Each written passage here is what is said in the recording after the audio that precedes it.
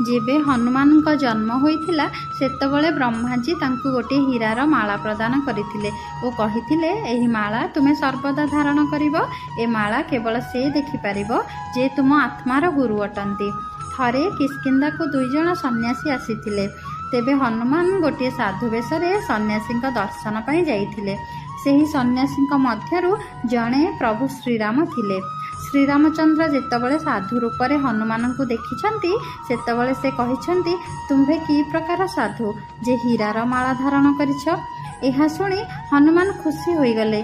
सेतबळे हनुमान जानि पारिले कि प्रभु श्रीराम ही तांका आत्मार गुरु अटंती।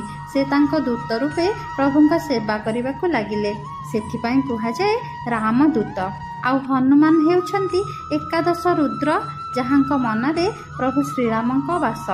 तो अतुलित बलर से अधिकारी निश्चिंत हेबे ना, सेथिपाई कुहा जाए रामदूत अतुलित बलधाम। स्वर्गरे पुंजकिस्थला नामक जड़े अप्सरा थिले जहांको ध्रुवारु से अभिशाप देइथिले कि तुमे परजन्मरे एक बानर हेब। एहा सहित से तांको आशीर्वाद मध्य देइथिले कि तुम कोलरु एक पुत्र जात हेब जे कि अत्यंत बलशाली और बुद्धिमंत हेब। बहुत वर्ष परे सेही पुंजकिस्थला अप्सरा माता अंजनी रूपे जन्मग्रहण करथिले, किंतु वरदान पाइथिबा सत्वे भी तांकर संतान नथिला। तेणु से शिवंकर तपस्या करथिले। सेही समय अयोध्या पुत्र कामेस्ते यज्ञ चलीथिला जहाद्वारा पुत्र प्राप्त होइथाए। सेही यज्ञर फल गोटे पक्षी उड़े नैथिला। आउ सेही फल को पवन देव माता अंजनी कोଳରେ पकाइथिले, जहाकु खाई माता अंजनी हनुमान को पुत्र रूपे पाइथिले।